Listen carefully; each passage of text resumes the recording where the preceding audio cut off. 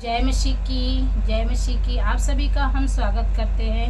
परमेश्वर की हजूरी में आप सभी का स्वागत है। परमेश्वर की हम महिमा करेंगे, आराधना करेंगे, जिससे आपको आशीष मिलेगी, परमेश्वर को महिमा मिलेगी। आप हमारे बीच में बैठे और परमेश्वर की आराधना और प्रभु के वचनों को सुने, ताकि आपका परमेश्वर कल्याण करेंगे, आपके घराने का, आपके परिवार का कल्याण करेंगे। Hallelujah, hallelujah.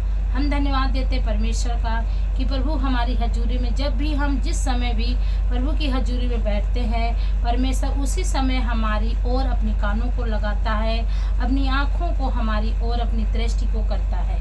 तो हम प्रभु का बहुत बहुत धन्यवाद देते हैं कि परमेश्वर का हम धन्यवाद देते हैं कि हमारा पिता परमेश्वर अपने कामों को छोड़ के हमारी ओर ध्यान देता है कि हम प्रार्थना में क्या कर रहे हैं, क्या मांग रहे हैं, कैसे प्रार्थना कर रहे हैं, किसके लिए कर रहे हैं। तो परमेश्वर का हम आदर करते हैं, परमेश्वर का हम धन्यवाद देते हैं कि हमारे बीच में आए।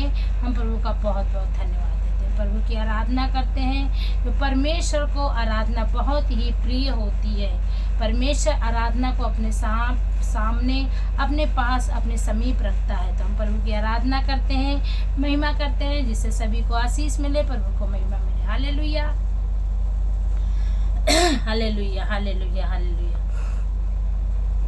रोगी रोगी ना रहा, पापी पापी ना रहा, रोगी रोगी ना रहा, पापी पापी ना रहा। जब वो आया तेरे पास, रोगी रोगी ना रहा। जब वो आया तेरे पास, पापी पापी ना रहा। उस लाल समंदर को दो भाग था किया, लाल समंदर को दो भाग था किया। मैं भी आता हूँ तेरे पास, रोगी रोगी ना रहा। मैं भी आता हूँ तेरे पास, रोगी रोगी ना रहा। कोढ़ी कोढ़ी ना रहा, पापी पापी ना रहा। जब वो आया तेरे पास, मैं भी आता हूँ तेरे पास।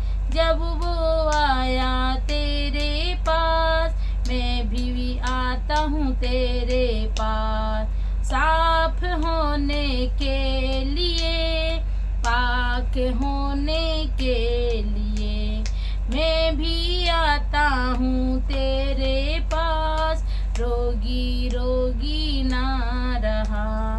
साफ होने के लिए, पाक होने के लिए, सिफा पाने के लिए, माफ होने के लिए, मैं भी आता हूँ तेरे पास। चंगा होने के लिए, साफ होने के लिए, मैं भी आता हूँ तेरे पास, रोगी रोगी ना रहा।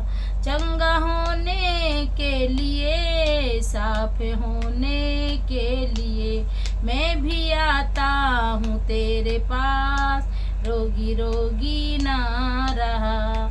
मसा पाने के लिए एलिया की तरह, मसा पाने के लिए एलीशा की तरह, साफ होने के लिए दाऊद की तरह, बुद्धि पाने के लिए सुलेमान की तरह, मैं भी आता हूँ तेरे पास, रोगी रोगी ना रहा।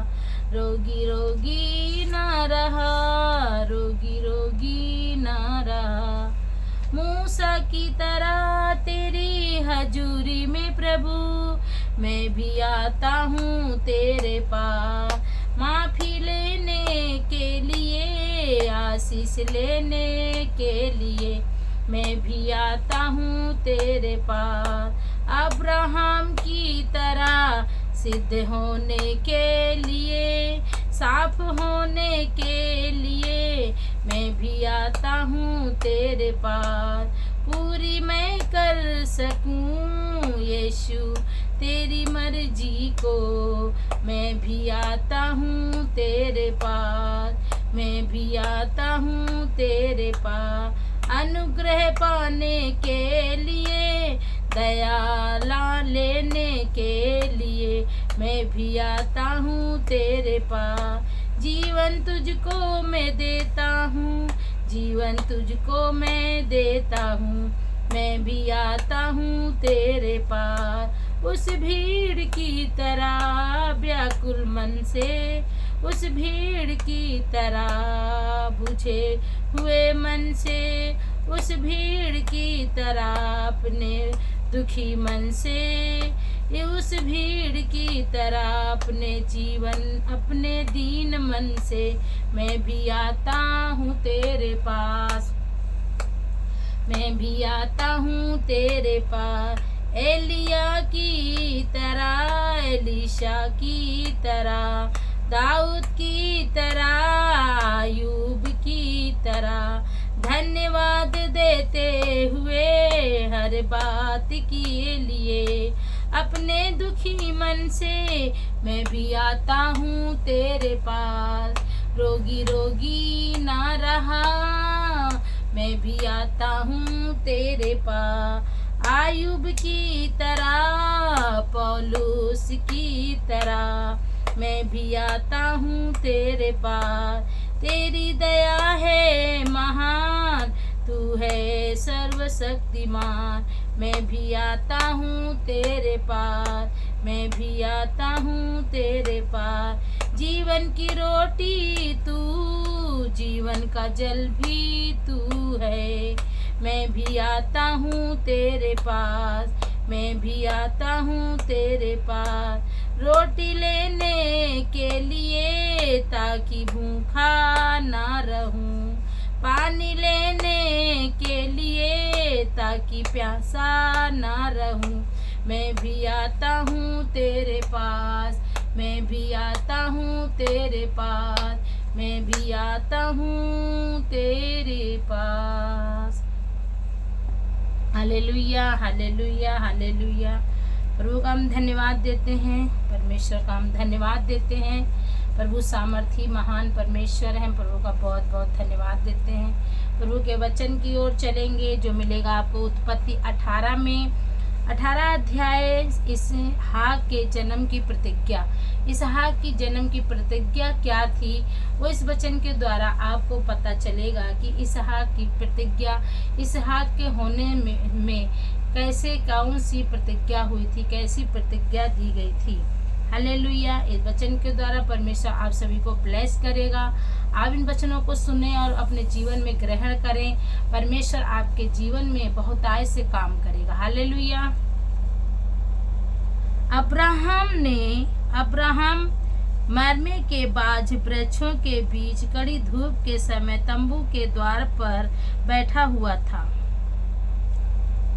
तब यहोवा ने उसे दर्शन दिया। अब्राहम अपने तंबू के बाज, उसका तंबू कहाँ था? बाज वृक्ष के बीच में कड़ी धूप के समय तंबू के द्वार पर वो अब्राहम बैठा हुआ था।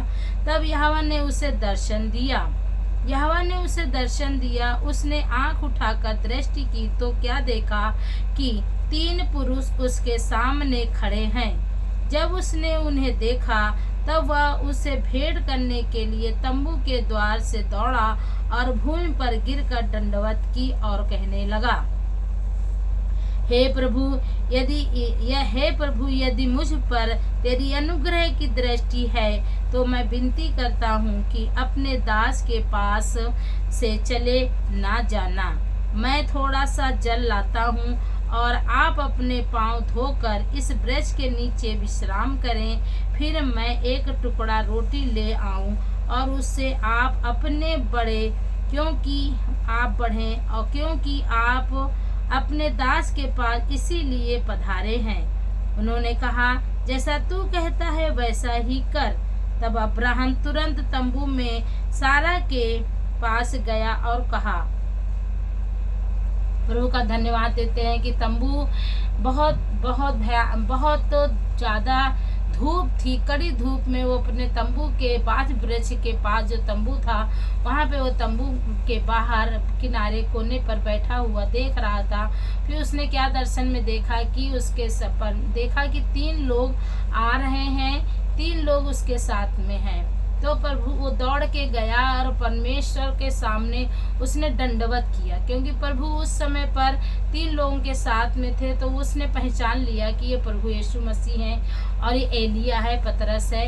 वो उन्होंने पहचान लिया, अब्राहम ने पहचान लिया। तुरंत वो गया, उनके पैरों के नीचे गिरकर दंडवत प्रणाम किया और कहा, तुम ऐसे नहीं जाओगे, मेरे तंबू में चलो और वहाँ पे थोड़ा सा पानी पी लो, अपने जी को तृप्त कर लो, और मैं तुम्हारे पैरों को धोता हूँ और थोड़ी सी रोटी को टुकड़ा खा लो, फिर इसके बाद में तुम जाओ, तुम यहाँ पधारो। तो वो कहते हैं 3 लोग, जैसी तेरी इच्छा वैसा तू कर। तो वो दौड़ के अपने पत्नी सारा के पास जाता है और क्या कहता है,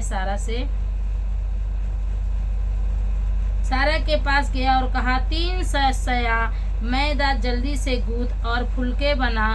फिर अब्राहम गाय बैल के झुंड में दौड़ा और एक कोमल और अच्छा बछड़ा लेकर अपने सेवक को दिया और उसने जल्दी से उसे पकाया। तब उसने दूध और दही और बछड़े का मांस जो उसने पकवाया था लेकर उनके आगे परोस दिया, और आप वृक्ष तले उनके पास खड़ा रहा और वे खाने लगे। वो खाने के लिए गया दौड़ के और अपनी पत्नी से कहा, जल्दी से कर, जल्दी से कर। मतलब परमेश्वर का वचन हमें जल्दी से मिलता है और फिर हम जल्दी से ही भूल भी जाते हैं। तो प्रभु का वचन कहता है कि हम गुनगुने नहीं होने चाहिए, हमें गर्म रहना चाहिए, हमेशा हमें गर्म रहना चाहिए। ज़्यादा गर्म भी ना हो कि कोई उसमें मतलब रह ना सके, इतना कि हम गर्म भी रहें और हम इतना ठंडे भी ना हो कि मुंह से जैसे गुनगुना पानी मुंह में भर के हम गुलगुला के थूक देते हैं, तो ऐसे थूकने पर हम ना हो। हम खूब ठंडे हों या तो हम गर्म हों, दोनों हम हों, तो हम या तो ठंडे हों या तो गर्म हों, तो गर्म रहें या तो ठंडे रहें, हम गुनगुने ना हों। तो उसने कहा, तुरंत जल्दी कर, जल्दी मैदा ले और आटा सान। अपनी पत्नी से कहा और अपने सेवक से कहा कि ले इतना सुंदर ये बछड़ा को पकड़ और जल्दी इसको काट पीट और इसको पका फट से। और जैसे उसका सेवक गया काट पीट के उसको पकाया, उसकी पत्नी सारा ने छोटे छोटे हल्के हल्के अच्छे अच्छे सुंदर फुलके बनाए और उसने फिर तुरंत परोस के उन तीनों के सामने रखा। उन्होंने क्या किया, खाने को खाया, क्योंकि वो बहुत ही दीन और नम्र होकर और खुशी से आनंद के साथ वो खिला रहा है, क्योंकि उसके अंदर कोई छल कपट नहीं है, कोई भी हीन हामता नहीं है, कोई भी लेने की क्षमता वो नहीं है कि हम इससे कुछ मांगे, पहले इसको खिला दें फिर हम इससे कुछ चीज़ मांगेंगे ना। ऐसी कोई भी उसके दिल में बात नहीं थी, बस ये कि आए हैं मुझे इनकी सेवा करनी है। जैसे भी आपके घर में कोई भी आता है तो आप उसे हीन भावना से उसका आदर सम्मान ना करें, उसका सम्मान दिल से, मन से, आत्मा से खुश होके करें। तो परमेश्वर आपके मनों को जांचने वाला परमेश्वर है। आप जो सोच भी नहीं सकते थे वो परमेश्वर देने वाला परमेश्वर, वो आपको देगा। जो आपने कभी सोचा भी नहीं होगा वो परमेश्वर आपको देगा। तो जैसे उसने खाने को दिया और उसने तुरंत उन लोगों ने खाने को खाया। फिर उसने पूछा कि तेरी पत्नी सारा कहाँ है? उसने कहा वह तो तंबू में है। उसने कहा मैं वस्त्र ऋतु में निश्चय तेरे पास फिर आऊँगा और तेरी पत्नी सारा के एक पुत्र उत्पन्न होगा। उसने सारा जब वो खाना खा चुके तब उन्होंने तीनों लोगों ने कहा कि तेरी पत्नी कहाँ है? तो अब्राहम कहते मेरी पत्नी तो तंबू में है। कहीं अच्छा ठीक है, मैं फिर बसंत ऋतु में, मतलब इसी जनवरी फरवरी में बसंत ऋतु में मैं फिर आऊँगा। बसंत ऋतु में मैं फिर आऊँगा। जब मैं आऊँगा तो तुम्हारे पत्नी के क्या होगा? पुत्र उत्पन्न होगा। पुत्र उत्पन्न हुआ। उन्होंने भविष्यवाणी कर दी कि जब अब मैं दोबारा आऊँगा, मैं बसंत ऋतु में फिर दोबारा जब आऊँगा तो तुम्हारी पत्नी खाली नहीं रहेगी, तुम खाली नहीं रहोगे, तुम भरे रहोगे और तुम्हारी पत्नी के बेटा उत्पन्न होगा। क्योंकि अब्राहम 100 साल का हो गया था और सारा 99 साल की हो गई थी, फिर भी उसके बच्चे नहीं थे, फिर भी वो दुखी नहीं था। परमेश्वर में वो नित्य चलता रहा, मन से, आत्मा से, सच्चाई से आराधना करता रहा, प्रभु की आराधना करता रहा, चलता रहा। बहुत से लोग होते हैं कि मांगते हैं कि हे प्रभु मुझे ये मिल जाए, मुझे अच्छी जॉब मिल जाए, मुझे अच्छा बिजनेस मिल जाए, अच्छी पत्नी मिल जाए, अच्छा पति मिल जाए, मुझे ये मिल जाए, मुझे ये मिल जाए। आवश्यकताएं तो हमारी अनंत होती हैं, उसका कोई भी अंत नहीं है। पर हमारा परमेश्वर क्या है, वो हमें हमारे पहुंचने से ज़्यादा, हमारे मांगने से ज़्यादा हमें परमेश्वर देता है। क्योंकि परमेश्वर को सब पता होता है। देखो उसको पता था कि परमेश्वर की अब्राहम के बेटा बेटी नहीं है और 100 साल हो गए हैं, फिर भी वो सच्चाई से, ईमानदारी से प्रभु की सेवा करता रहा, आराधना करता रहा और बैठा रहा। कभी भी प्रभु को कोसा नहीं, कुड़कुड़ाया नहीं कि हे प्रभु तूने मुझे दिया नहीं, इतने साल हो गए हैं, 90 साल 100 साल हो गए, सबके बच्चे हो गए, सब हमको ताने मारते हैं, हमारे पड़ोसी ताने मारते हैं, हमारे घर वाले ताने मारते, हमारी पत्नी को ताने मारते, पर कुछ नहीं। और अब्राहम के और रानियों के बच्चे हो रहे थे, सिर्फ सारा के बच्चे नहीं हो रहे थे। वो सारा से बहुत प्यार करता था, तो सारा के बच्चे नहीं हो रहे थे। तो परमेश्वर ने कहा कि अब जब मैं आऊँगा तो तुम्हारे क्या होगा, पुत्र उत्पन्न होगा। उन्होंने भविष्यवाणी कर दी यीशु मसीह ने। तब सारा तंबू के द्वार पर जो अब्राहम के पीछे था सुन रही थी। अब्राहम सारा दोनों बहुत बूढ़े थे और सारा का मासिक धर्म बंद हो गया था। इसलिए सारा मन में हंस कर कहने लगी, मैं तो बूढ़ी हूँ और मेरा पति भी बूढ़ा हो गया है, तो क्या मुझे सुख होगा? तब यहोवा ने अब्राहम से कहा, सारा यह कहकर क्यों हंसी कि क्या मेरे जो इतनी बूढ़ी हो गई सचमुच एक पुत्र उत्पन्न होगा? क्या यहोवा के लिए कोई काम कठिन है? निश्चय समय में अर्थात सब बसंत ऋतु में मैं तेरे पास फिर आऊँगा और सारा के एक पुत्र उत्पन्न होगा। और तब सारा डर के मारे यह कहकर मुकर गई कि मैं नहीं हंसी। उसने कहा, नहीं तू हंसी तो थी। हालेलुया। परमेश्वर का वचन क्या कहता है? अब्राहम ने कहा कि मैं फिर आऊँगा। अब्राहम से कहा परमेश्वर ने कि मैं फिर दोबारा बसंत ऋतु में आऊँगा। जब ये बात कर रहे तो अब्राहम के पीछे तंबू में वो सारा खड़ी थी और वो सुन रही थी। तब जब वो सुन रही थी, सारा तंबू में थी और सारा के पति अब्राहम तंबू के बाहर थे और वो बाहर बात कर रहे थे। वो अंदर सुन रही थी, कमरे के अंदर, जैसे यहाँ पे, और वहाँ बाहर बात चल रही, वहाँ पे सुन रही थी। तो वो जब उसने कहा परमेश्वर ने कि मैं फिर आऊँगा बसंत ऋतु में, तब तुम्हारे एक बेटा होगा, तो वो हंसने लगी कि अरे मैं तो 100 साल की बूढ़ी हो गई, मेरा पति भी बूढ़ा हो गया और मेरा मासिक धर्म भी बंद हो गया है, अब बेटा कैसे होगा? तो प्रभु ने कहा तेरी पत्नी ने हंसा। तो वो कहती है, वो डर गई कि आए मैं तो हंसी भी नहीं हूँ, मैं तो यहाँ अंदर हंसी हूँ, मन में हंसी हूँ, मन में कह रही हूँ, क्योंकि मन को जांचने वाला परमेश्वर है। वो हमारे, जब हम कोई बात को बोलते हैं तो उससे ज़्यादा वो मन की बातों को सुनता है जो हमारे मन में चलता होता है। तो जब उसने कहा तो वो मुकर गई, वो डर गई कि अरे उसने कैसे देख लिया, मैं तो मन ही में कह रही थी। पर अब परमेश्वर सब कुछ जांचने वाला परमेश्वर है, मन को जांचने वाला परमेश्वर है। तो उसने कहा तूने मेरी बात को क्या अनदेखा किया है? मेरी बात को तूने ऐसा वैसा समझ रखा है? मैं आऊँगा, अब मैं बसंत ऋतु में फिर से आऊँगा और तेरा बेटा होगा। तो वो घबरा गई और डर गई और फिर वो कहने लगी, नहीं प्रभु मैं हंसी नहीं हूँ, मैं नहीं हंसी हूँ, मैंने कुछ नहीं कहा। तो प्रभु ने कहा नहीं, तूने हंसा है, तूने हंसा है। उसने हंसा, अपनी शर्मिंदगी में उसने हंसा, प्रभु की बातों से उसने नहीं हंसा। अब उसने अपने आप से हंसा कि मैं तो बूढ़ी हो गई हूँ, मेरा मासिक धर्म भी बंद हो गया है और मेरा पति भी बूढ़ा हो गया, मैं भी बूढ़ी हो गई, क्या अब संभव है? पर असंभव को संभव करने वाला परमेश्वर है। आप जो भी मन में सोच रहे हैं कि हमारे लिए यह संभव है, परमेश्वर से मांगे, सच्चे मन से आराधना करके और सच्चे दिल से परमेश्वर से मांगे तो परमेश्वर क्या आपको नहीं देगा? जरूर देगा। जैसे सारा को परमेश्वर ने 100 साल में बेटा को दिया, और वैसे आपको ही परमेश्वर, आपका बिजनेस हो, आपकी जॉब हो, आपके बच्चे हैं, जो भी आपके पास नहीं है, जो हर एक डॉक्टर ने आपको मना कर दिया, असंभव को संभव करने वाला परमेश्वर है। जब वो कहे ये तुम्हारे लिए बीमारी लाइलाज है, ये तुम्हारे लिए बीमारी तुम्हारे लिए लाइलाज है, ये बीमारी तुम्हारे लिए खत्म हो गई, अब तुम इसकी सेवा कर लो, अब कुछ नहीं हो सकता, तब तुम परमेश्वर पर विश्वास करो तो परमेश्वर, सामर्थी खुदा परमेश्वर, हमारा परमेश्वर जो मुर्दों को जिंदा कर देता है, जो 4 दिन के लाजर को, मुर्दे को जिंदा कर दिया, असंभव को संभव करने वाला परमेश्वर है। प्रभु का वचन कहता है जो मनुष्य से नहीं हो सकता वो परमेश्वर से हो सकता है।